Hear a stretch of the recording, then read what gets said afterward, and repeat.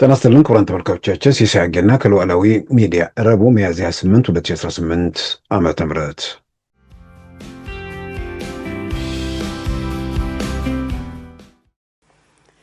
أنا دكتور دبرتسيون ገብረ ሚካኤል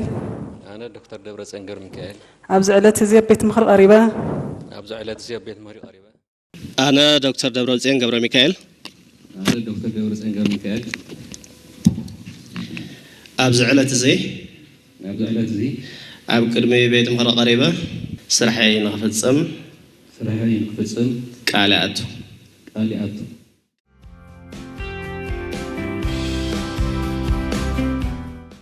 በይፋ መፈንቅለ መንግስት ተፈጽሟል። በይፋ የፕሪቶሪያ ሰላም ስምምነት ፈርሷል። ህገወጥነት ሰፍኗል። ስለዚህ ምን አይነት ቀዳዳ ይኖራል? የኢትዮጵያ መንግስት በጀት እንደማይሰጥ በእርግጠኝነት መናገር ይቻላል። በጀት አይሰጥም ብቻ ሳይሆን ዛሬ ራሱ በምንነጋገርበት ሰዓት ብዙ ነገሮች ሊለወጡ ይችላሉ።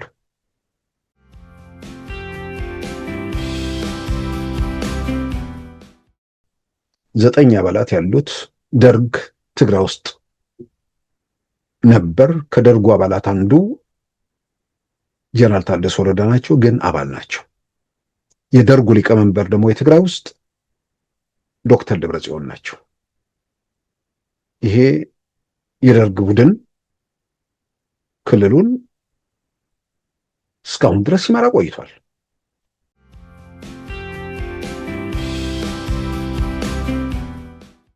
እነ ዶክተር ደብረጽዮንን ቃሊቲ ልናያቸው እንችላለን፣ ከተረፉ ማለት ነው።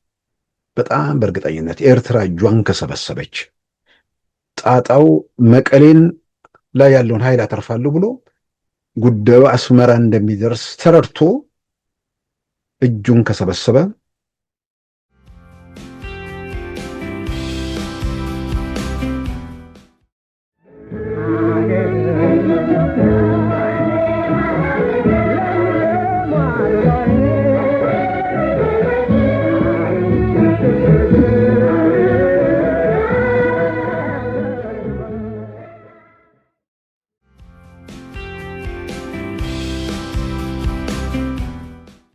$133,903,384 ላይ ምርመራ ተጣርቶ ጉዳቱን ማዳን መቻሉን በዝርዝር ተገልጾ እያለ ሪፖርተር ጋዜጣ እንደተዘረፈ አድርጎ ለሕዝብ ያሰራጨው ዘገባ ከእውነታው የራቀና የተዛባ ነው።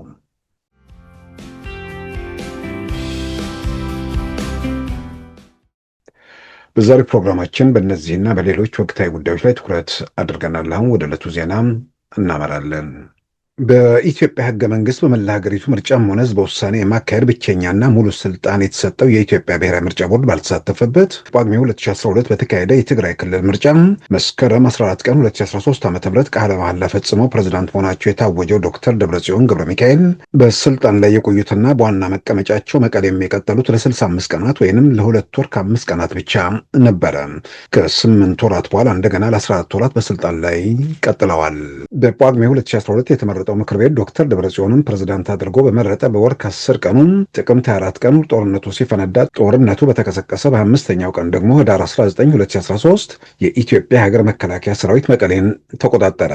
በ8ኛው ወር ሰኔ 1 ቀን 2013 ዓ.ም የህወሓት ኃይሎች መቀሌን መልሰው ሲይዙ ዶክተር ደብረጽዮን በ2 ወር ጊዜ ውስጥ ያጡትን ወንበር መልሰው ያረጋገጡ ሲሆን በዚህ ወንበር ላይ በጦርነቱ መሃል እስከ ጥቅምት 14 2015 ለ14 ወራት በስልጣን ላይ መቀጠል የቻሉ ቢሆንም በርካታ የትግራይ ከተሞች ከህወሓት እጅ እየወጡ በኢትዮጵያ የሀገር መከላከያ ሰራዊት እጅ መግባታቸውን በቀጠሉበትና የኢትዮጵያ የሀገር መከላከያ ሰራዊት መቀሌን መልሶ ለመያዝ መቃረቡ በተሰማበት ወቅት በደቡብ አፍሪካ ፕሪቶሪያ የሰላም ንግግር ተጀመረ። ጥቅምት 24 ቀን 2015 ዓ.ም ለተደረሰው ስምምነትም በጳጉሜ ወር 2012 የተካሄደውና ዶክተር ደብረጽዮንን ፕሬዝዳንት ያደረገው መንግስት እንዲፈርስ ሁለቱም ወገኖች ተስማሙ። በምትኩም ጊዜ አስተዳደር እንዲመሰረት በደቡብ አፍሪካ ፕሪቶሪያ ስምምነት ተፈጸመ።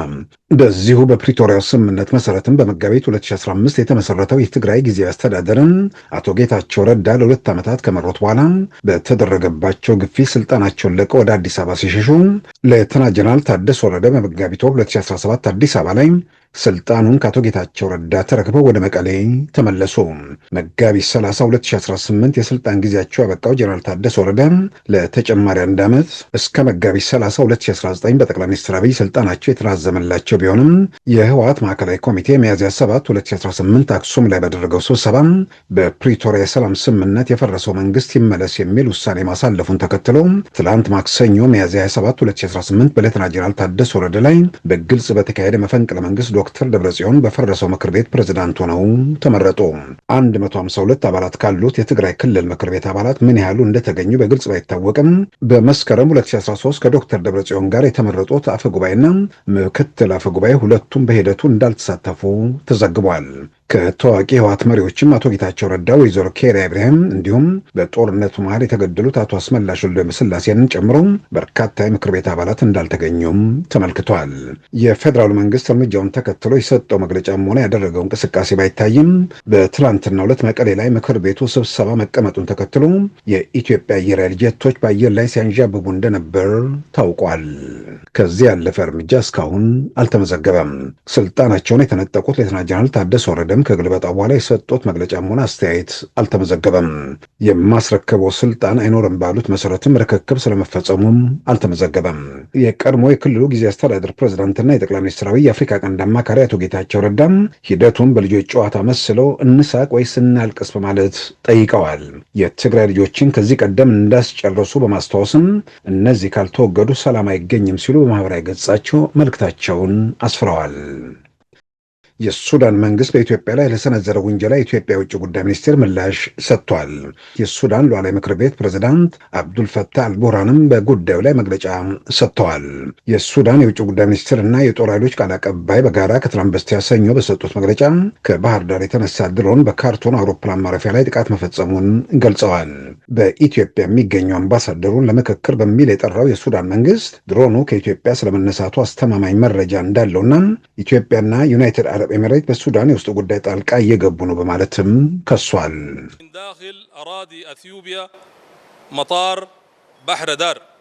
From Ethiopia's Bahir Dar Airport.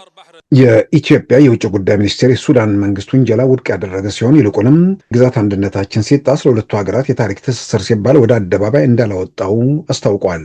በጀነራል አብዱልፈታህ አልቡርሃን የሚመራው ቡድን በሱዳን የእርስ በርስ ጦርነት የህወሓት ኃይሎችን በቅጥረኝነት በመጠቀም ላይ መሆኑን የሚገልጸው የኢትዮጵያ የውጭ ጉዳይ ሚኒስቴር መግለጫ የሱዳን መንግስት መሳሪያና የፋይናንስ ድጋፍ በመስጠት በምዕራብ ኢትዮጵያ በኩል የህወሓት ኃይሎች ዘልቀው እንዲገቡ ለማድረግ መንቀሳቀሱንና እንዲሁም ለኢትዮጵያ ጸረ ሰላም ኃይሎች ከለላ መሆኑን ዘርዝረዋል። ከትናንት በስቲያ ሰኞ በሱዳን ካርቱም አውሮፕላን ማረፊያ ላይ የተነጣጠረ ጥቃት መፈጸሙን ተከትሎ የሱዳን ጦር ኃይሎችና የውጭ ጉዳይ ባለስልጣናት ድሮኖቹ ከባህር ዳር መነሳታቸውን በመግለጽ ኢትዮጵያን ተጠያቂ ማድረጋቸውን ተከትሎ የሰራዊቱ አዛዥና የሱዳን ሉዓላዊ ምክር ቤት ፕሬዝዳንት አብዱልፈታህ አልቡርሃን የሱዳን ሰራዊት አገሩን ለመከላከል እየተዘጋጀ ነው ሲሉ አስታውቀዋል። በምርመራ ድሮኖቹ ከኢትዮጵያ መነሳታቸውን ካረጋገጥን ሱዳንን ለመከላከል አስፈላጊውን እርምጃ እንወስዳለን ሲሉ ለሚድል ኢስት አይ በትናንትናው ዕለት ገልጸዋል። ሚድል ኢስት አይ የሱዳን ደህንነት ምንጮችን በመጥቀስ ሱዳን ሰራዊቷና ተባባሪዎቿን ኢትዮጵያን ወደሚያዋስነው ብሉ ናይል ግዛት ለማሰማራት በዝግጅት ላይ ትገኛለች ብሏል። ኢትዮጵያ ለሱዳን ውንጀላ በቀጥታ ምላሽ አለመስጠቷን በዘገባው ተመልክቷል። ሰኞ ዕለት ካርቱምን የመቱት ድሮኖች ከኢትዮጵያ ባህር ዳር መነሳታቸውን የገለጸው የሱዳን መንግስት የካርቱም አውሮፕላን ማረፊያ 5 ጊዜ መመታቱንም አስታውቋል። ይህ በእንዲህ እንዳለ ኢትዮጵያ ከውስጥም ሆነ ከውጭ የሚቃጣባትን ትንኮሳዎች ለመከላከል ዝግጁ ነች ሲሉ የኢትዮጵያ ባህር ኃይል ዋና አዛዥ ገለጹ። የኢትዮጵያ ባህር ኃይል ዋና አዛዥ ቫይስ አድሚራል ክንዱ ገዙ ትናንት በተከበረው የኢትዮጵያ አርበኞች የድል በዓል 85ኛ ክብረ በዓል ላይ አዲስ አበባ ላይ ባደረጉት ንግግር የኢትዮጵያ ሀገር መከላከያ ሰራዊት ዝግጅት ኢትዮጵያን በግፍ ያጣችውን የባህር በር እስከ ማስመለስ የዘለቀ እንደሚሆንም አስታውቀዋል። አቋማችን መከላከያ ከባቢያዊ ዓለማዊና ወቅታዊ ተጨባጭ ሁኔታዎችን ያገናዘበ እንዲሁም በምንገኝበት ቀጠናና አካባቢያችን ያንዣበቡ ስጋቶችን ለማስወገድ እንዲሁም ሊቃጡ የሚችሉ ውስጣዊና ውጫዊ ስጋቶችን ለመቀልበስና ሌሎች ተጨማሪ ተልዕኮዎችን መፈጸም የሚያስችል ያልተቋረጠ የዝግጁነት ስራዎችን እያከናወነ ይገኛል። ከነዚህ ጥረቶች አንዱ በግፍ ያጣነውን የባህር በር በዜጎቻችን ከፍተኛ ጥረትና በሰራዊታችን ጥንካሬ ለማስመለስ መንግስታችን ከሚያደርገው ዘርፈ ብዙ ጥረት አካል በመሆን ጠንካራ የባህር ኃይል እየተገነባ ያለ መሆኑን በዚህ ዕለት በታላቅ አክብሮት መግለጽ እወዳለሁ።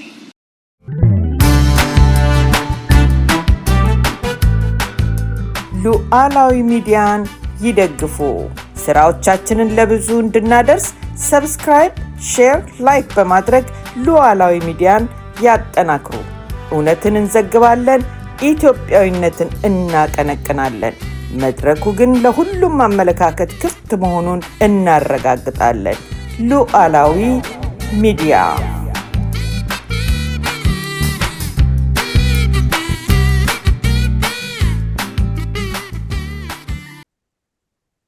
ክቡራን ተመልካቾቻችን በደቡብ አፍሪካ ፕሪቶሪያ ከዛሬ 3 ዓመት ተኩል በፊት የተፈረመው የሰላም ስምምነት በትናንትናው ዕለት በይፋ ፈርሷል። 2 ዓመታት በትግራይ ያካሄድና በአካባቢው ሲካሄድ የነበረውን ጦርነት የገታም የጠመንጃ ላንቃዎችን የዘጋም በአንጻራዊ ሁኔታ ትግራይ ውስጥ ሰላምን ያረጋገጠ ስምምነት ነበር። በእርግጥ ወጣ ገባ ያለ የሚል ሁኔታ የቀጠለ ቢሆንም ሰላም በትግራይ ውስጥ እንዲረጋገጥ ያደረገም የሰላም ስምምነት ነው። በዛ ስምምነት የፈረሰውን ምክር ቤት እና በዛ ስምምነት ፕሬዝዳንትነታቸውን ያጡትን ዶክተር ደብረጽዮን ገብረ ሚካኤልን ወደ ስልጣን መልሷል።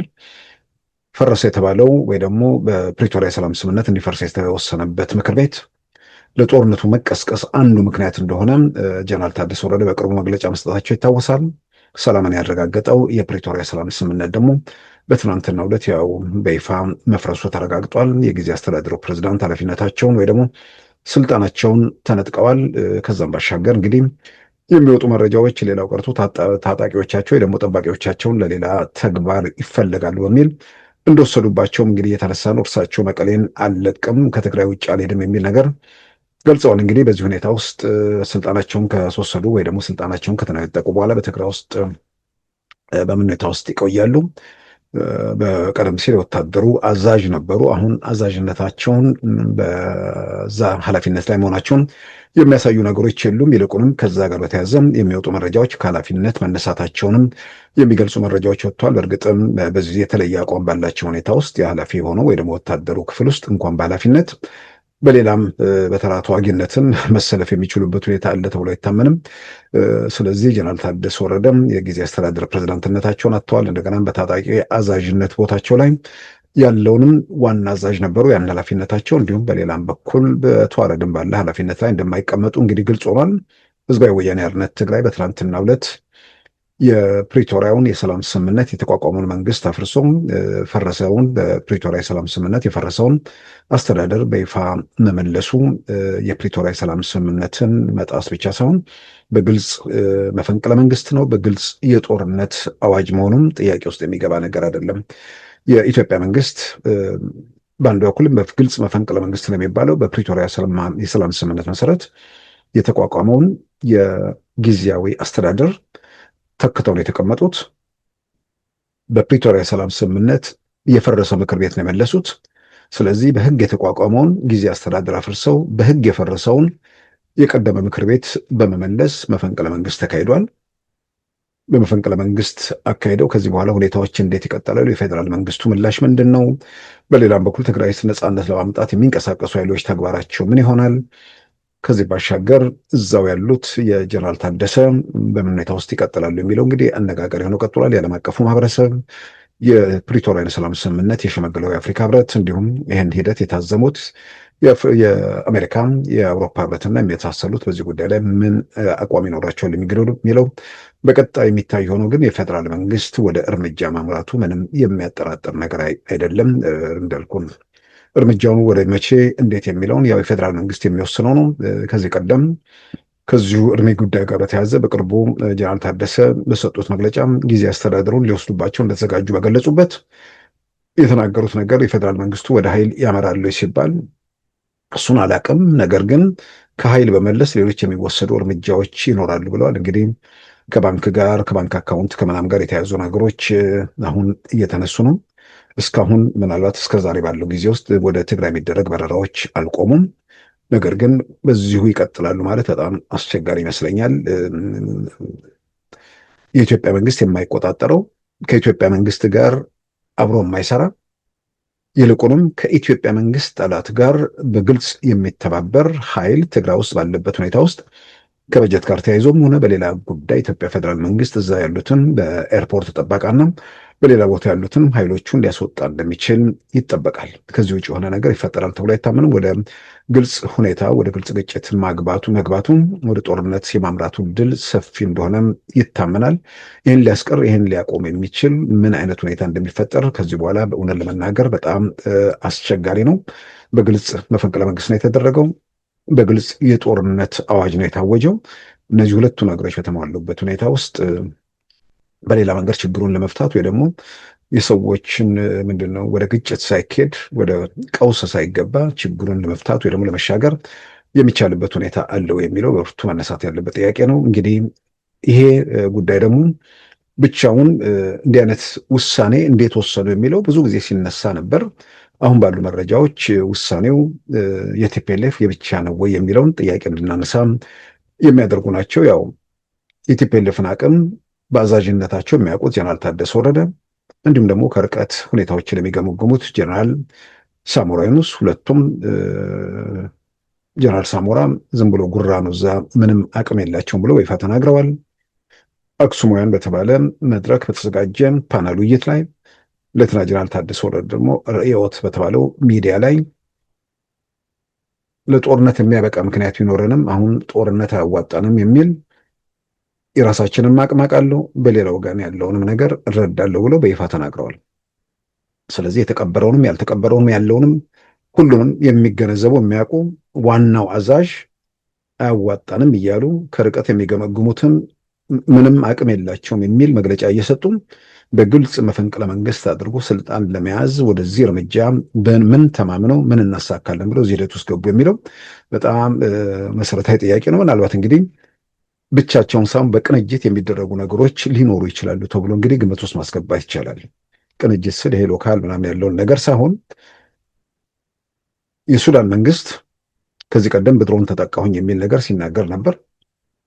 ያን ያህል ትልቅ ጉዳይ አልነበረም። በሆነ ኃላፊ በኩል ተነገረ፣ በውጭ ጉዳይ ሚኒስቴር በኩል መግለጫ ወጣ። እንደዚህ አሁን የሀገሪቱ የውጭ ጉዳይና የመከላከያ ባለስልጣናት ከባህር ዳር የተነሳ ድሮን ዋና አውሮፕላን ማረፊያችን ላይ ድብደባ አድርጓል የሚል መግለጫ መስጠታቸው ከኤርትራ ጋር ያለው ይሄ ኃይል ያለውን ትብብር ምናምን ሲታይ የኢትዮጵያ መንግስትም ለነሱ ምላሽ ሰጥቷል።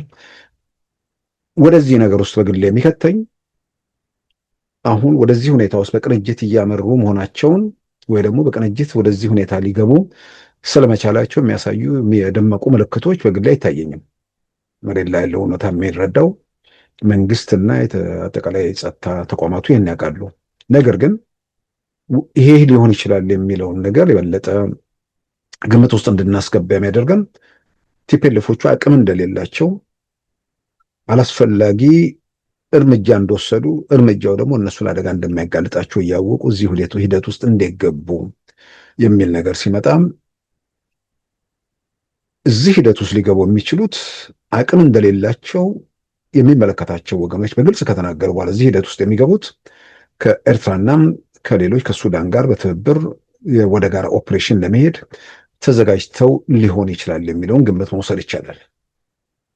በማናቸው መንገድ ይሁን ግን ቲፒኤልኤፎች ትላንት በትግራይ ውስጥ ያደረጉት ነገር እጅግ በጣም አደገኛ ውሳኔ ነው።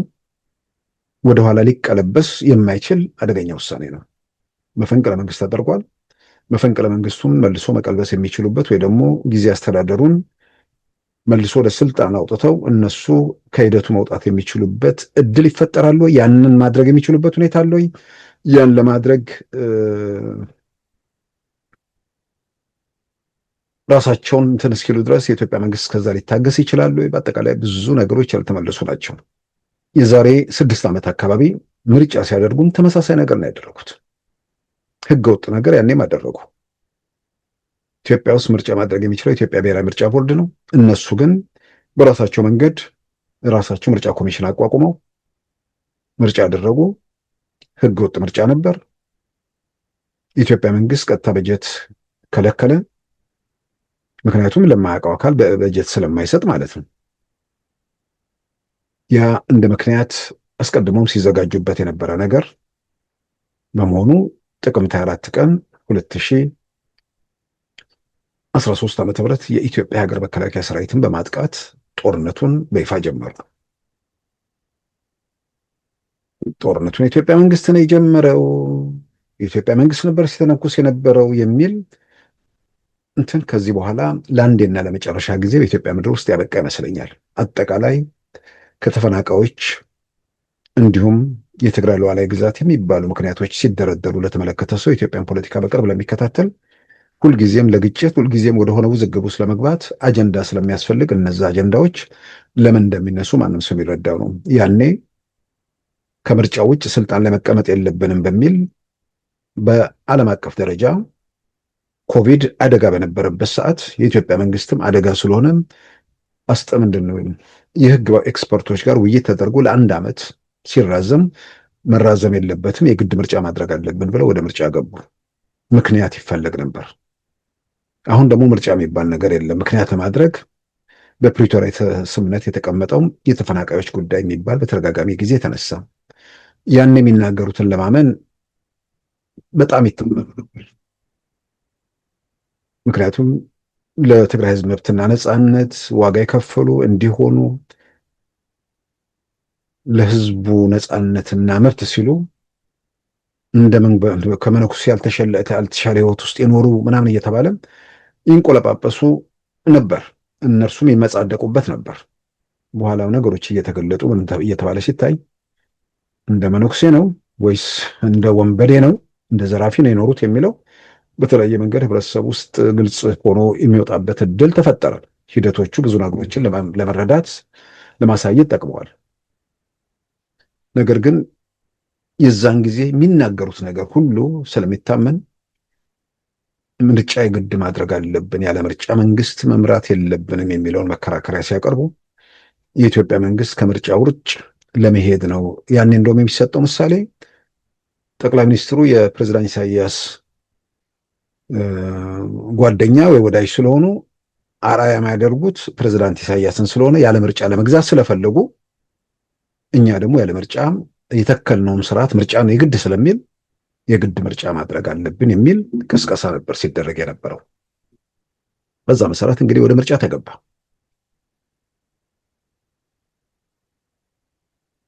ምርጫ ውስጥ ሲገቡ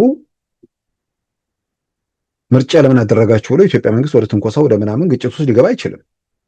ግን ያንን ተከትሎ የሚመጣውን ነገር በእርግጠኝነት ያውቃሉ። የኢትዮጵያ መንግስት የሚያውቀው ከምርጫው በፊት የነበረውን መንግስት ነው። ያ መንግስት እንደ ሌላው ኢትዮጵያ ክልልና እንደ ፌዴራሉ ከአንድ ዓመት በኋላ ምርጫ ማድረግ ነው ያለበት። ስለዚህ የማያውቀው አዲስ መንግስት መጣ። በህገ ወጥ መንገድ የኢትዮጵያ ምርጫ ቦርድ የማያውቀው የኢትዮጵያ ፌዴራል መንግስትም የማያውቀው አካል መጣ። ለዛ ኃይል በጀት ሊለቅለት አይችልም። ነገር ግን ደግሞ የትግራይ ህዝብ በጀት ያስፈልገዋል። የሆነ ኃይል ባጠፋው ጥፋት ህብረተሰቡ መቀጣት የለበትም። ስለዚህ ወረዳዎቹ የወረዳው እርከን እነሱ ህጋዊ ናቸው፣ በእነሱ በኩል በጀት ይሄዳል የሚለው በአደባባይ ሲነገር ነበር። ያኔ እንግዲህ ብዙ ሰው የሚያስታውሰው በጀት ተከለከልን፣ አንበጣ ወረርሽኝ ነበር፣ ምንድነው ያንን ለማጥፋት አውሮፕላኖች አልተላኩልንም፣ እንደዚህ የሚባሉ በርካታ ምክንያቶች ተደረደሩ። ከዛ በኋላ ጥቅምት 24 ጥቃቱ ተሰነዘረ። እንዴትና በማን ለምን እንደተሰነዘረ የቅርቡን የአቶ ጌታቸው ረዳን መግለጫም ሂደቶቹን የተከታተለ ሰው ዛሬ የሚጠራጠርበት ሁኔታ የለም። ያኔ ለመተኮስ ምርጫ ማድረግ ነበር ምክንያት ያደረጉት። ዛሬ ደግሞ ለመተኮስ የተፈናቃዮችና የትግራይ ሉዓላዊ ግዛት የሚባለውን አጀንዳ እያውለበለቡ ነው። የተፈናቃይ ጉዳይን በተመለከተ ዛሬ ትግራይ ውስጥ ብዙ ሰው የሚጠራጠር አይመስለኝም። አቶ ጌታቸውም ሌሎችም ተናግረዋል። ተፈናቃዮቹ እንዳይመለሱ ያደረጉት ቲፒኤልኤፎቹ ናቸው። በጣም የሚያሳዝነው ይህን በተመለከተ አንድ ዶክተር ሲሳይ የተባሉ ሰው የተቋሚ አመራር ይመስለኛል ተፈናቃዮቹ የግድ መመለስ አለባቸው፣ ሌላው ጥያቄ ከዛ በኋላ ይቀጥላል ሲባል የሆነ ቦታ ላይ የቆሙ ሰዎች ከህብረተሰቡ እንትን ይልቅ ግለሰቦች ላይ ባላቸው ንዴት የመፍትሄ ሐሳብ የመፍትሄ አቅጣጫ የሚያስቀምጡ ሰዎችን እንኳን ላለማየትና ለማለመስማት እድል ለመንፈግ የሚደረግ ነገር ሲታይ አንዳንዴ ሰዎች ከራሳቸው ስሜት፣ ከራሳቸው ብሶት፣ ከራሳቸው ጥላቻ በላይ ትልቁን ስዕል ለማየት በመቸበገር በእነሱ ጥላቻና ብሶት ሌላው ህዝብ በመከራና በስቃይ ውስጥ እንዲቀጥል ሲፈልጉ እናያለን። ግን ትግራይ ውስጥ ብዙ ሰው አይኑን ገልጧል። የፖለቲካ መሪዎቹም የመፍትሄ አቅጣጫና የመፍትሄ መንገድ ላይ እየሄዱ ነው። ቲፒኤልኤፎች ግን የተፈናቃዮቹን ጉዳይ ለግል ወደ ጦርነት መንደርደር ተፈናቃይ እንዳይመለስ ተደርጓል ነው በየቦታው በስብሰባዎቹም የታየው እሱ ነው። አሁን እሱን መረጃ ያለው ሰው፣ የከተማው ሰው፣ ምሁሩ በተለያየ መንገድ ይህን ሊገዛ የሚችልበት እድል ተዘግቷል። ተፈናቃዮቹ ታግተው መያዛቸው ግልጽ ስለሆነ፣ በሌላ በኩል የትግራይ ሉዓላዊ ግዛት የሚባለውን ነገር በተመለከተ በፕሪቶሪያ ሰላም ስምምነት በማያሻማ መንገድ በግልጽ ተቀምጧል። የኢትዮጵያ መንግስት በፕሪቶሪያ ሰላም ስምምነት ላይ ከተቀመጠው በተቃራኒ የሄደበት ወይ ደግሞ ከዛም ጋር ግጭት ውስጥ የገባበትን ነገር ማሳየት ይቻል የለም። ቲፒኤልኤፍ ታጣቂው ጭምር መግባት ይችላል ትግራይ እዛ ወልቃይት ውስጥ። የኢትዮጵያ መንግስት ፌደራል መንግስት ከአማራ ክልላዊ መንግስትና ከትግራይ ክልላዊ መንግስት ጋር ባደረጉት ውይይት ታጣቂዎቹ ይገባሉ ወንጀለኞች ቢሆኑ። ከዛ በኋላ ወንጀለኛ ነው ወንጀለኛ አይደለም የሚለውን የኢትዮጵያ መንግስት የሚመለከተው እንጂ እዛ ያለው አካል እከሌ ወንጀለኛን አትምጣ እከሌ ወንጀለኛ አይደለም የሚል የሚያጣራበት ነገር የለም። ታጣቂዎቹ ከነመሳሪያቸው ይገባሉ። የቲፒኤልኤፍ አስተዳደር ግን አይገባም። ተፈናቃይ ከሆነ ታጣቂው መሳሪያውን ጭምር ይዞ ወደ ቤቱ መግባት እንደሚችል በግልጽ በማያሻማ መንገድ የመፍትሄ ሐሳብ ተብሎ ተቀምጧል። የሚመለሱ ሰዎች ደግሞ ከነርሱ ጋር ሌሎች ተቀላቅለው እንዳይመለሱ ለጥንቃቄ ሲባል ካልተፈናቀሉት እና ከተፈናቀሉት የአገር ሽማግሌዎች ይህን የሚያጣሩበት እድል ተሰጥቷል። የጸጥታ ኃላፊነቱን በተመለከተ ያለውን ማስተዳደር የቲፒኤልኤፍም የጸጥታውን ኃላፊነት አይመሩም። የጸጥታው ኃላፊነት በኢትዮጵያ የሀገር መከላከያ ሰራዊት የሚመራው እንደዚህ በዝርዝር ተቀምጧል። ተፈናቃዮች ወይ ደግሞ ትግራይ ሉዓላዊ ግዛት ጋር ተያይዞ የሚባለው ነገር ከኢትዮጵያ መንግስት ጋር ምክንያት አድርጎ ለመተኮስ አይደለም፣ ምክንያት አድርጎ ለመከራከር የሚያስችል ሁኔታ እንኳን ሆነ የለም። የአደባባይ የሚታይ እውነት ስለሆነ ማለት ነው። ሌላው በጀት የሚለው ነገር ሲነሳ ነበር። በጀት የሚባለው ነገር ጀነራል ታደሰ ወረደ በፕሪቶሪያ ሰላም ስምምነት መሰረት የተቀመጠውን ግዴታቸውን ለመወጣት መቸገራቸው በአንድ በኩል የፈጠረው ክፍተት፣ ነገር ግን ደግሞ ያም ሆኖ ስልጣኑን የትግራይ ጊዜ አስተዳደር ፕሬዝዳንትነታቸውን እንኳን ዶክተር ደብረጽዮን ስም ነው እንጂ የቀየሩት በጀነራል ታደሰ ጊዜም እኮ ትግራይን የሚመራ ኮማንድ ፖስት ወይ ደግሞ ኮሚቴ አለ። 9 አባላት ያሉት አጠቃላይ ጸጥታውን ሁሉ ነገር ነው የሚመራ። ጀነራል ታደሰ የጊዜ አስተዳደር ፕሬዝዳንት የሚለውን ስያሜ ይዘዋል። በዕለት ተዕለት ሁኔታዎች ላይ በአደባባይ የሚታዩት እሳቸው ናቸው። ግን ትግራይን የሚመራው 9 አባላት ያሉት ደርግ ነበር። ደርግ ሲባል የተለየ ነገር አይደለም። ወታደር ሆኖ እነዚህም ታጣቂዎች ናቸው። ሲቪል ከመልበሳቸው ውጭ ሁሉም ታጋዮች ነበሩ። ጠመንጃ ይዘው እንትን ሲሉ የነበሩ ናቸው። ግን ደርግ ማለት ኮሚቴ ነው። 9 አባላት ያሉት ደርግ ትግራይ ውስጥ ነበር። ከደርጉ አባላት አንዱ ጀነራል ታደሰ ወረደ ናቸው፣ ግን አባል ናቸው። የደርጉ ሊቀመንበር ደግሞ የትግራይ ውስጥ ዶክተር ደብረጽዮን ናቸው። ይሄ የደርግ ቡድን ክልሉን እስካሁን ድረስ ሲመራ ቆይቷል። ይሄ ቡድን በጸጥታም በሁሉም ጉዳይ ላይ ወሳኝ በሆነበት ሁኔታ ይሄ ቡድን በዋናነት የሚመሩት እነ ዶክተር ደብረጽዮን ደግሞ ከኢትዮጵያ ጠላቶች ጋር ተባባሪ መሆናቸው በአደባባይ እየተገለጸ የኢትዮጵያ መንግስት ነዳጁንም ሁሉንም ነገር የሚቆጣጠረው ወይ ደግሞ በዛ ክልሉ ፈላጭ ቆራጭ የሆነው የነ ዶክተር ደብረጽዮን ቡድን መሆኑን ካረጋገጠ የጥንቃቄ እርምጃ መውሰዱ ፍጹም ተገቢ ነው። ከኢትዮጵያ መንግስት አንጻር ተገቢ የማይሆኑ ነገሮች እየሆነ ያለውን ነገር በተመለከተ ምንድነው የተፈጸመው የሚለውን ነገር ለሚመለከተውም አካል ለሌላ መረጃ ለሚፈልገውም በዛ ዙሪያ ያለ መረጃ እየተሰጣለ መሆኑ ነው ክፋቱ። ነገር ግን ስልጣኑ ሙሉ በሙሉ በጀነራል ታደሰ ወረደ እጅ ሆኖ በኮሚቴ ባይመራ በተወሰነ ደረጃ ያንን ነገር እያደረጉ መሄድ ይቻላል። በሌላ በኩል ግን አሁንም ቢሆን ካሁን በኋላ እንዴት እንደሚሆን አላውቅም፣ ግን ህዝቡ ጋር ነዳጅ ማግኘት የሚችልበትን ሌሎች ነገሮች ማድረግ የሚቻልበት ሁኔታ አሁን ማድረግ ይቻላል ወይ? ከባድ ምዕራፍ ላይ ነን ያለነው። ግን ደግሞ እንደማያገኝ ሁኔታዎች እንደሚዘጋጉ ከተረጋገጠ የኢትዮጵያ መንግስት ትልቁ ኃላፊነት ለህዝቡ ቶሎ መድረስ ነው። ለህዝቡ ቶሎ መድረስ ማለት ይሄንን ምዕራፍ መዝጋት ነው። ይሄ ምዕራፍን ለመዝጋት ደግሞ የሚንቀዠቀዠውን አካል አደብ ማስገዛት ነው። ያንን ታኮ የሆነ ነገር አደርጋለሁ የሚል ካለ ደግሞ ለሱም ተገቢውን ዝግጅት የኢትዮጵያ መንግስት ማድረጉን ያው ሁሌ ከኢትዮጵያ መንግስት እየተነገረን ሳይሆን መረጃ ስናስስ ያው ስራ ላይ ያለ የልማት እንቅስቃሴዎች ኢትዮጵያ ውስጥ ስላሉ ልማትን ለመጠበቅ ህልምህን ወደ ተግባር ለመለወጥ እንዳትደናቀፍ መታገል አለብህ። እንዳትደናቀፍ ደግሞ የሚያደናቀፍ ካንተ ያነሰው መሆን አለበት። ካንተ ያነሰ ብቻ ሳይሆን የበለጠ እየጫጨ እንዲሆን አቅምን እያጎለበት እየገዘፍክ መሄድ አለብህ። የበለጠ መጫጫቱን ሲያይ ላይ ተኩስሉ ይችላል። ከተኮሰም ደግሞ ቶሎ ይደፈጠጣል። ስለዚህ ሰላም፣ ልማት አይታወቅም፣ ወደፊት ትገሰግሳለህ። ከፍተኛ ዝግጅት ከሚባለው በላይ ብዙ ነገሮችን እያየን ነው። የኢትዮጵያ ባህር ኃይል ዋና አዛዥ ቫይስ አድሚራል ክንዱ ገዙ በኢትዮጵያ አርበኞች የድል መታሰቢያ በዓል ላይ ያደረጉት ንግግር ላይ ያንጸባርቁት ይህንን ነው። ኢትዮጵያ ዝግጅት ማድረግ ብቻ ሳይሆን በግፍ ያጣችውን የባህር በሯን በተመለከተ ዝግጅት እያደረገች ነው ብለዋል። በሰላም በውይይት በንግግር በሰጥቶ መቀበል በየትኛውም አማራጮች መውጫ ነገር ካለ ትልቅ ነገር ነው።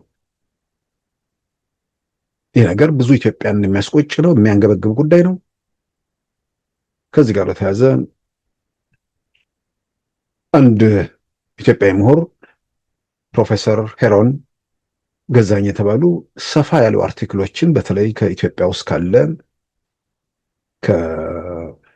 ከጸጥታም ከታሪክ ከህግ ከምናምን አንጻር ከሙያም አንጻር የተነተኑባቸው በርካታ አርቲክሎች ጽፈዋል።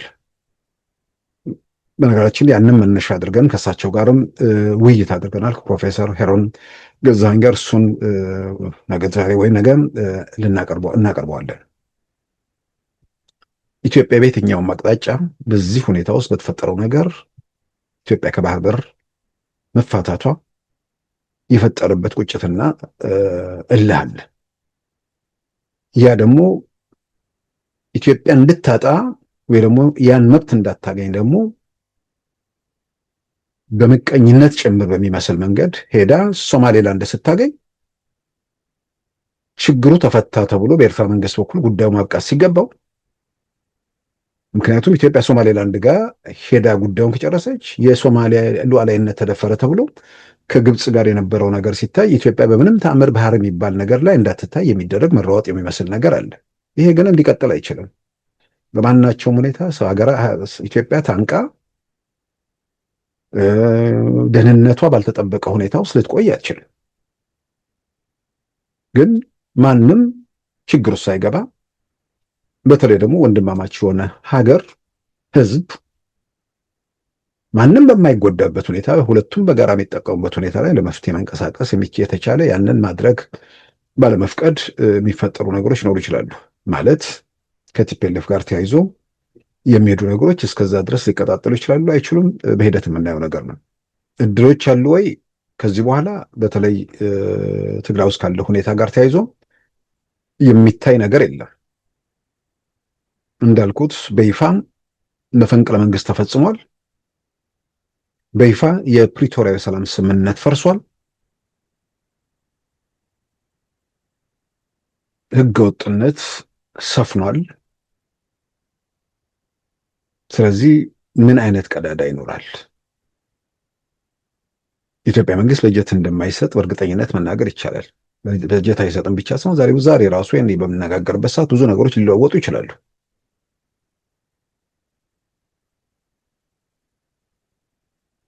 በመለዋወጥ ውስጥ ሁኔታዎች እስከ መንጫፍ ድረስ ሊሄዱ ይችላሉ።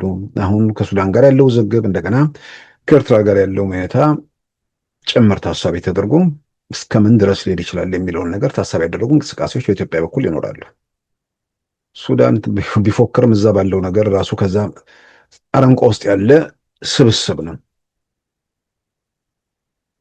የኤርትራ መንግስትም ያው የኤርትራ መንግስት ነው። አሁን ከዓለም ተነጥሎ የቆየበትና ያለበትን ሁኔታ በደንብ የምናውቀው ነገር ነው።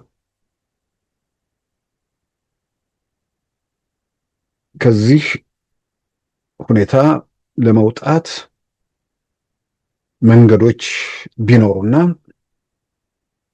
ሂደቶቹን ቶሎ ቀልብሰው ጊዜ አስተዳድረውን ወደ ስፍራው መመለስ የሚችልበት በቀናት ውስጥ የሚቆጠር ጊዜ ካለ ምናልባት ተስፋ ይኖራል ብዬ አምናለሁ። በቀናት ውስጥ ግን እያንዳንዱ ቀን ሳይሆን እያንዳንዱ ሰዓት ብዙ ነገሮች የሚለወጡበት እንደሆነ ደግሞ የሚያጠራጥር ነገር አይደለም።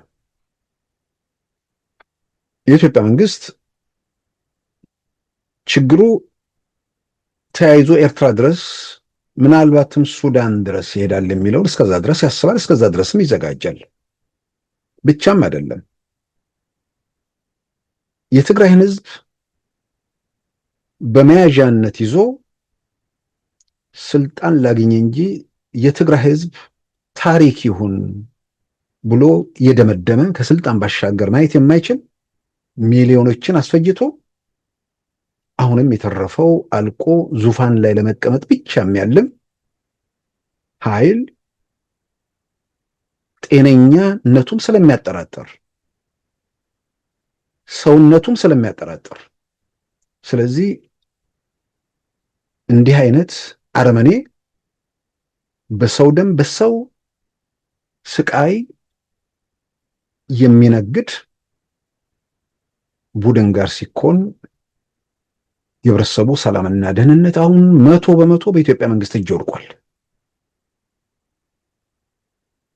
ስለዚህ አደጋው ህብረተሰቡ ላይ ጉዳት የማያደርስበት ሁኔታ አደጋው ጎረቤት የሚሻገር ከሆነ ከነዛ የሚመጣው ምላሽ እንዴት አድርጎ ማስተናገድ ይቻላል የሚለው እስከዛ ድረስ የሚደረግ ዝግጅት እንደሆነ የሚያጠራጥር አይመስለኝም። ይህን ለመቀልበስ እድሉ በጣም ጠባብ ነው።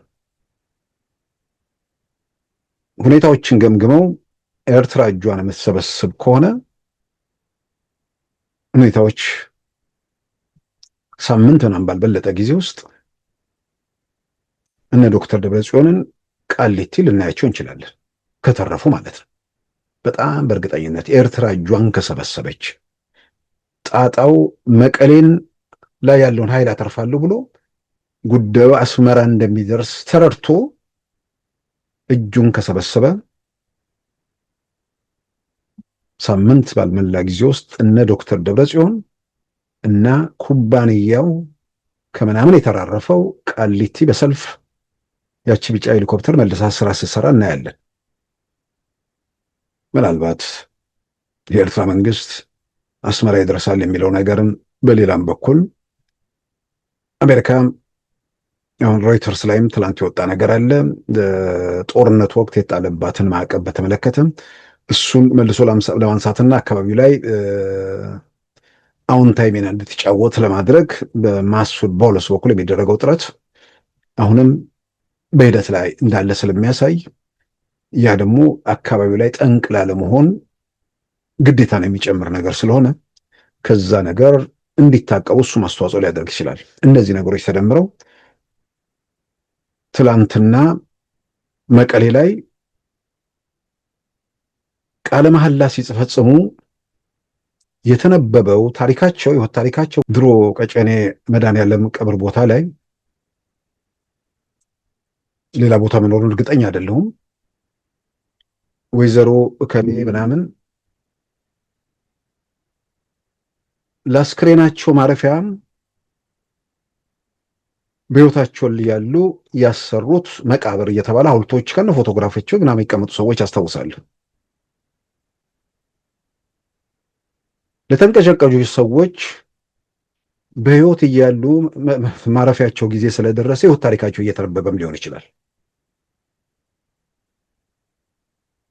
ጤነኛ ለሆነ ሰው፣ ኃላፊነት ለሚሰማው ሰው፣ ምክንያቱም ሚሊዮኖችን ለመማገድ እሳት ዳር የሚጫወት ሰው ምን ተብሎ እንደሚገለጽ አላውቅም። እልልታው ለቅሶ ሊሆን ይችላል ተመረጡ ሲባል። የትግራይ ህዝብ የዛን ጊዜ ደግሞ ወደም ብለል ይላል። ይሄ የለቅሶ እልልታ ነው። ምክር ቤት ውስጥ እልል ያሉት ለትግራይ ህዝብ የነሱ እልልታ የሰቆቃ ምንጭ ነው። በትክክል እልል የሚልበት፣ እልል ያሉት ደግሞ ሙሾ የሚያወርዱበት፣ ከተረፉ ቃሊቲ የሚታዩበት ሁኔታ ያኖራል ብዬ አምናለሁ። እነዚህ ሰዎች ከቀደመው ነገር እንዴት ሰው አይማርም? አሁን ተመሳሳይ ነገር ወደኋላ ተመልሼ እንትኑን ሳይ ምርጫ አደረገን ምናምን ብለው የነበረው ሁኔታ መስከረም 14 ቀን 2013 ዓ.ም የኢትዮጵያ ብሔራዊ ምርጫ ቦርድ የማያውቀው የኢትዮጵያ ፌዴራል መንግስት ህገወጥ ያለው ምርጫ ከተደረገ በኋላ ዶክተር ደብረጽዮን ገብረ ሚካኤል ፕሬዝዳንት ሆኑ ተብሎ መስከረም 14 2013 ቃለ መሃላ ላይ የፈጸሙት በዚህ መልክ ነበር። أنا دكتور دبرزين قبر مكايل أنا دكتور دبرزين قبر مكايل أبز علت زياب بيت مخر قريبة أبز علت زياب بيت مخر قريبة بغنعنا بتأمانة سرحيك فتصم قالياتو مسجن መስከረም 14 በአንድ ወር ከ10 ቀኑ ጥቅምት 4 2013 በኢትዮጵያ ሀገር መከላከያ ሰራዊት ላይ ጥቃት ሰነዘሩ። ትግራይ ስለነበር ኢትዮጵያ ሀገር መከላከያ ሰራዊት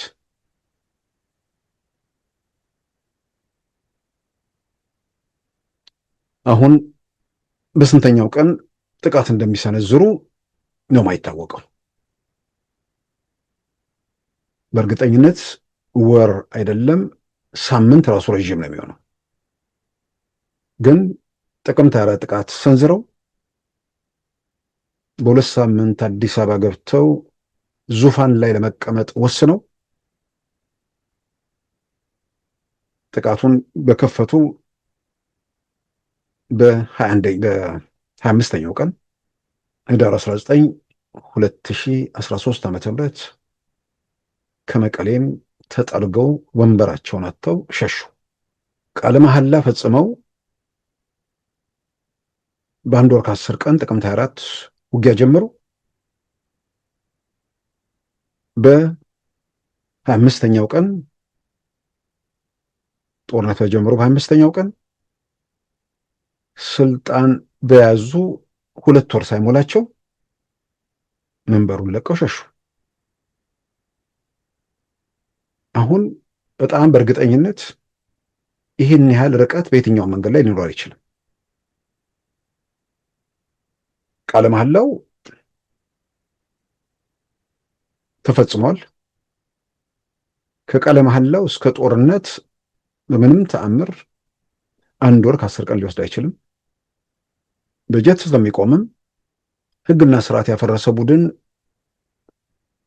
ህብረተሰቡን አንቆ በያዘበት ሁኔታ ውስጥ የኢትዮጵያ መንግስት የራሱ ጉዳይ ሊል የሚችልበት ነገር የለም። ቲፒኤልኤፍ የራሱ ጉዳይ፣ የሚያጅቡት የራሳቸው ጉዳይ፣ ህዝቡ ግን የራሱ ጉዳይ አይደለም፣ የመንግስትም ጉዳይ ነው። ስለዚህ አንድ ወር ከ10 ቀን አይደለም ጥቂት ሳምንታት ሊተዋቸው የሚችልበት ምንም አይነት ምክንያት የለም። ጥቂት ሳምንታትም የሚባለው ነገር ግብረ መልሱ ምናምን ይበለጠ ህብረተሰቡ አጠቃላይ ደግሞ ሀገር ላይ የሚያመጣውን ነገር ግምት ውስጥ ያስገቡ ምላሾች ለመስጠት ብዙ ነገሮች ሊታዩ ይችላሉ። ትንሽ አሁን ካለው ጉዳት በላይ በለጠ ጉዳት እንዳይመጣ፣ ጉዳቱን በሀገር ላይ ተጽዕኖ እንዳያመጣ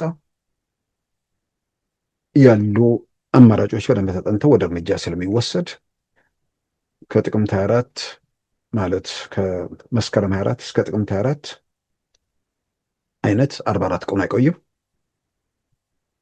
በቀናት ቢበዛ በሳምንታት ብዙ ነገሮች ሊለዋወጡ እንደሚችሉ በጣም በእርግጠኝነት መናገር ይቻላል። በጣም በእርግጠኝነት ደግሞ መናገር የሚቻለው ከዛም በላይ ጦርነቱ ከተጀመረ በኋላ መቀሌን ለመልቀቅ 25 ቀን እንደወሰደው ማለት ወደ ጥቅምት 24 ለከ 25 ቀን የወሰደው ከጥቅምት 24 እስከ ሐምሌ 19 ማለት እስከ ዳር 19 25 ቀን በምንም ተአምር 25 ቀን ሊወስድ አይችልም።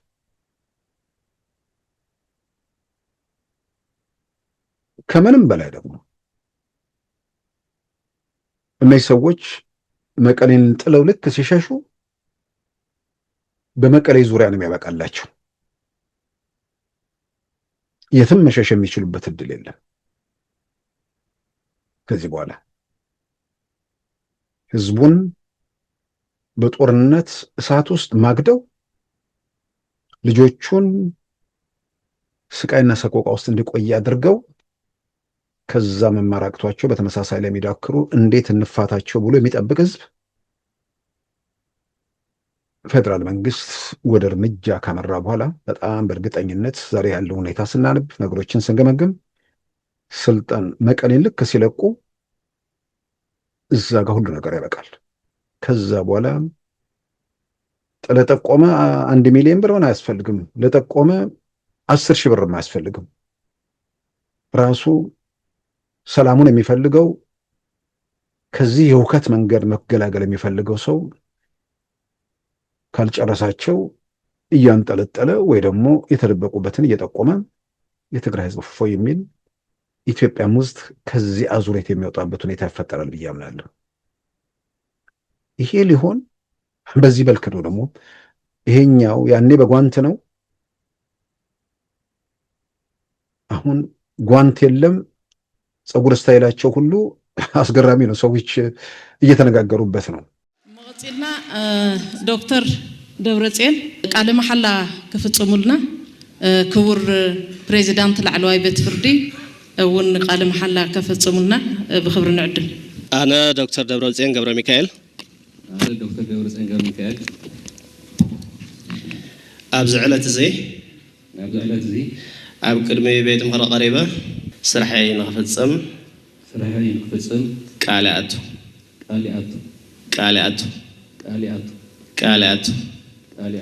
ይቀኒለይ።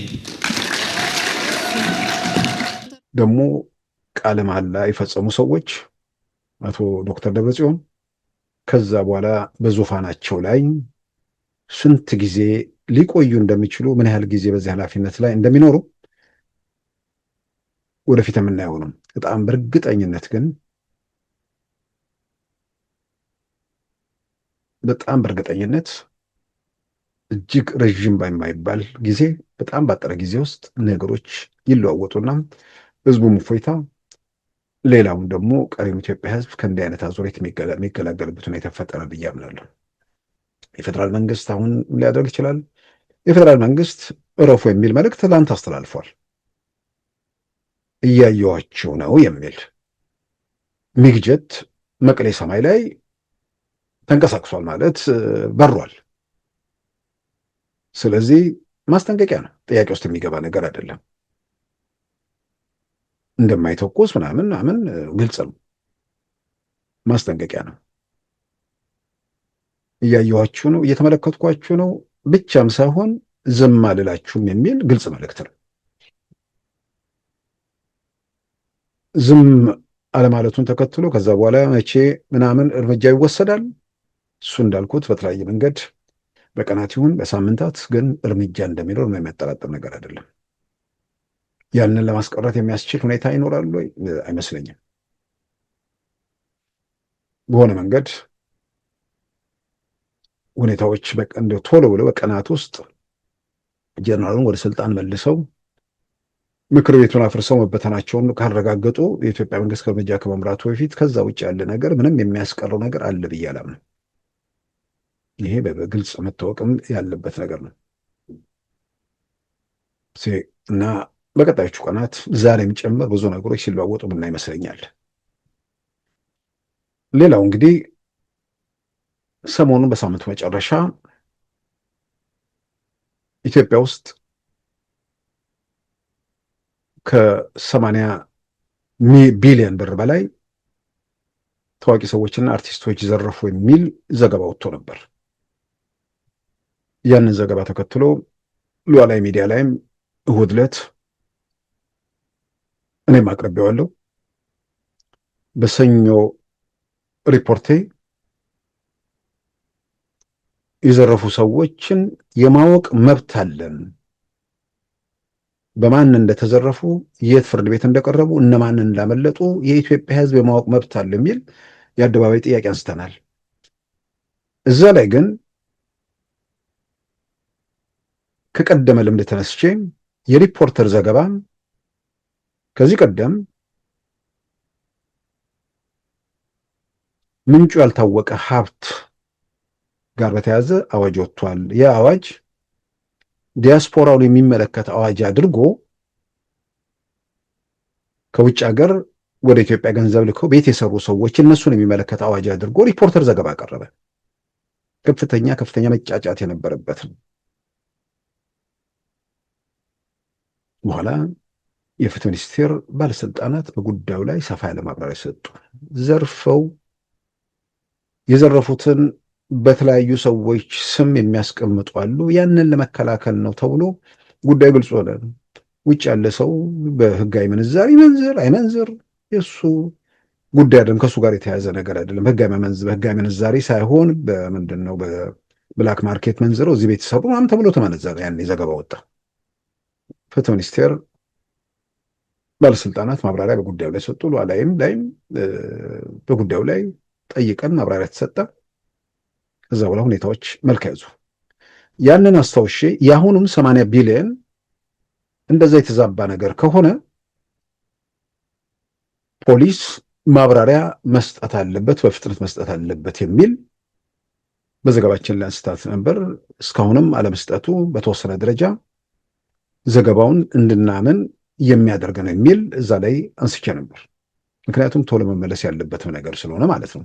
የኢትዮጵያ ፌዴራል ፖሊስ በሪፖርተር ጋዜጣ ከፍተኛ ባለስልጣናትና ታዋቂ አርቲስቶች ከ98 ቢሊዮን ብር በላይ በመዝረፋቸው በኦዲት ምርመራ መረጋገጡ ተነገረ በሚል የዘገበው መረጃ የተዛባ መሆኑን አስታወቀ ይላል። ይህ ቀጥታም ከኢትዮጵያ ፌዴራል ፖሊስ ገጽ የተወሰደ ነው። ሪፖርተር ጋዜጣ በኢትዮጵያ ፌዴራል ፖሊስ ሚያዝያ 21 2018 የ9 ወር የስራ አፈጻጸም ሪፖርት ለተከበረው የሕዝብ ተወካዮች ምክር ቤት የህግና ፍትህ ቋሚ ኮሚቴ ባቀረበበት ወቅት ሪፖርቱን ለማስረዳት በማስታወሻነት የተጠቀመበትን ጥቅል መረጃ መነሻ በማድረግ ጠቅላላ ይዘቱን በአግባቡ ሳይረዳ እና በተቋሙ ስትራቴጂክ አመራሮች የቀረበውን ዝርዝር ማብራሪያ መጠቀም እየቻለ እውነታውን ወደ ጎን በመተው ህዝብን በሚያሳስት መልኩ የተዛባ መረጃ በጋዜጣ የፊት ገጹ ላይ ይዞ ወጥቷል። ሪፖርተር ጋዜጣ በአንድ ቁንጽል ሐሳብ በመነሳት በማይገባ የሂሳብ ስሌት ውስጥ በመግባት 133 ሚሊዮን 903,384 ዶላር ወደ ብር በመቀየር እናም ከ78 ቢሊዮኑ ጋር በመደመር ከፍተኛ ባለስልጣናትና ታዋቂ አርቲስቶች ከ98 ቢሊዮን ብር በላይ ዘርፈዋል በማለት ያሰራጨው ዘገባ በፍጹም የተሳሳተ ነው። 78 ቢሊዮን ብሩ በየወንጀሉ አይነት ሲተነተን 7 ቢሊዮን ብር በሙስና ወንጀሎች ከማዳበሪያ ግዥና ከባንክ ማጭበርበር ጋር የተያያዘውን ጨምሮ 6.4 ቢሊዮን ብር በጉምሩክና ታክስ ወንጀሎች፣ ታክስ ወራርና የኮንትሮባንድ ወንጀሎችን ጨምሮ 13.7 ቢሊዮን ብር በተደራጁና ልዩ ልዩ ወንጀሎች፣ ህገወጥ የሰዎችና የገንዘብ ዝውውር እንዲሁም የማዕድን ዝውውርን ጨምሮ 44.9 ቢሊዮን ብር በፋይናንሻል እና ንግድ ነክ ወንጀሎች ኢትዮጵያና የውጭ ሀገር ዜጎች የተሳተፉበት ህገወጥ ሐዋላ፣ የሳይበር ወንጀል የንግድ ነክ ወንጀል በተለይም ከፊንቴክ ድርጅትና ከአርቲስቶች ጋር በተያያዘ በ1400 ሰዎች ላይ የደረሰው 1.7 ቢሊዮን ብር ጉዳትን ጨምሮ እንዲሁም 6 ቢሊዮን ብር የሚገመት በሽብርና በሌሎች የተለያዩ ወንጀሎች ላይ ጉዳት ከመድረሱ በፊት ማዳን የተቻለና አልፎም በደረሰ ጉዳት ላይ ምርመራ ማጣራቱን በዝርዝር ሪፖርቱ ተመልክቷል። በተመሳሳይ ለተከበረው ቋሚ ኮሚቴ በቀረበው ሪፖርት 133,903,384 ዶላር ላይ ምርመራ ተጣርቶ ጉዳቱን ማዳን መቻሉን በዝርዝር ተገልጾ እያለ ሪፖርተር ጋዜጣ እንደተዘረፈ አድርጎ ለሕዝብ ያሰራጨው ዘገባ ከእውነታው የራቀና የተዛባ ነው። ከላይ በተዘረዘሩት ወንጀሎች ጋር በተያያዘ በ9 ወር ውስጥ የተለያዩ የውጭ ሀገር ዜጎችን ጨምሮ 1518 ተጠርጣሪዎች በቁጥጥር ስር ውለው ምርመራ ተጣርቶባቸው ክስ ተመስርቶባቸው ጉዳያቸውን በማረሚያ ቤት ሆነው እንዲከታተሉ ተደርጓል። እነዚህ ከላይ በዝርዝር የተጠቀሱት ወንጀሎችን በተመለከተ ፖሊስ በየጊዜው የደረሰበትን ምርመራ ውጤት ለሕዝብ ሲያሳውቅ እንደነበር ይታወቃል። እውነታዊ ሆኖ ሳለ የሪፖርተር ጋዜጣ መረጃውን በትክክል ለሕዝብ ማድረስ ሲገባው አዲስ ነገር እንደተፈጠረና ህብረተሰቡ እንደተዘረፈ አድርጎ ከጋዜጠኝነት ስነ ምግባር ያፈነገጠና የጋዜጣውን ስውር ተልዕኮ የተንጸባረቀበት ኃላፊነት የጎደለው ተግባር ፈጽሟል። በመሆኑም የኢትዮጵያ ፌዴራል ፖሊስ ሐሰተኛና የተዛባ መረጃ በማሰራጨት ኃላፊነት የጎደለው ተግባር የፈጸመው ሪፖርተር ጋዜጣን በሕግ አግባብ የሚጠይቅ መሆኑን አስታውቋል። የኢትዮጵያ ፌዴራል ፖሊስ አዲስ አበባ ሚያዝያ 7 2018 ዓ.ም። መጨረሻም የአዲስ አበባ መስተዳድር ለኪነ ጥበብ ባለሙያዎች በሚል በትናንትናው ዕለት መታሰቢያ አቁሟል። በጣም ትልቅ የሚያበረታታ ተግባር ነው።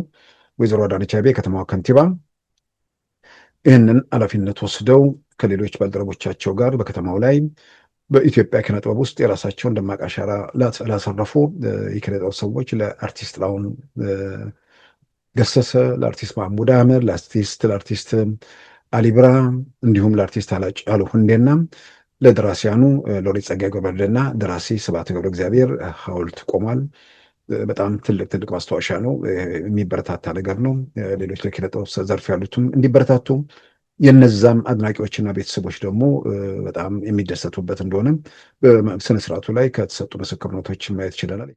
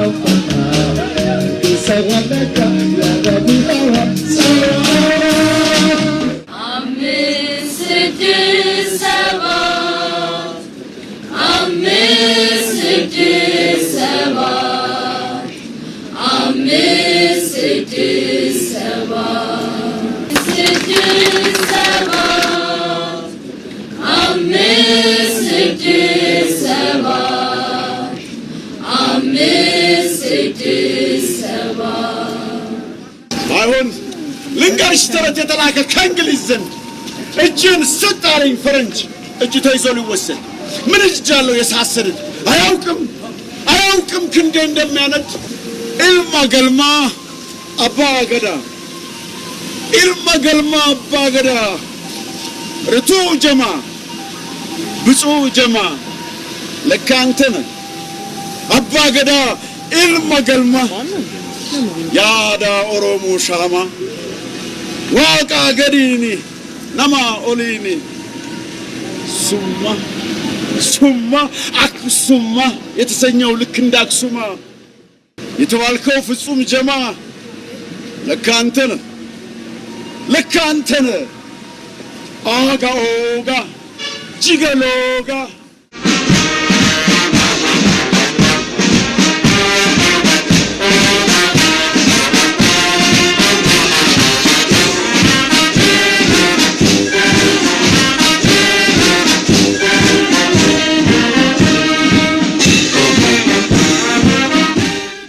ሀገር ለጠቢባን ሕያው ስራዎች ምስክር ሐውልት ታቆማለች የሚለው አባባል እነሆ በተግባር ማለት ችለናል።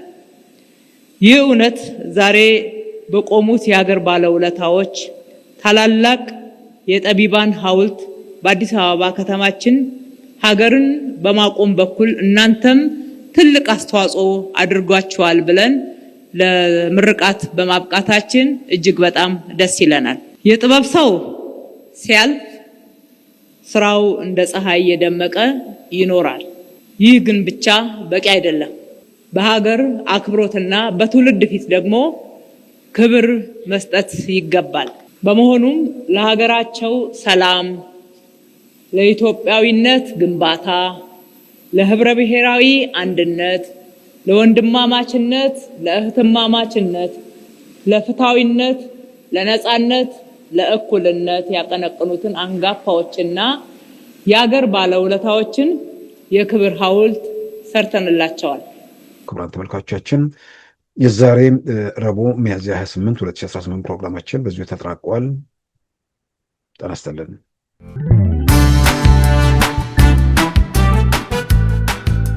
ሉዓላዊ ሚዲያን ይደግፉ። ስራዎቻችንን ለብዙ እንድናደርስ ሰብስክራይብ፣ ሼር፣ ላይክ በማድረግ ሉዓላዊ ሚዲያን ያጠናክሩ። እውነትን እንዘግባለን፣ ኢትዮጵያዊነትን እናቀነቅናለን። መድረኩ ግን ለሁሉም አመለካከት ክፍት መሆኑን እናረጋግጣለን። ሉዓላዊ ሚዲያ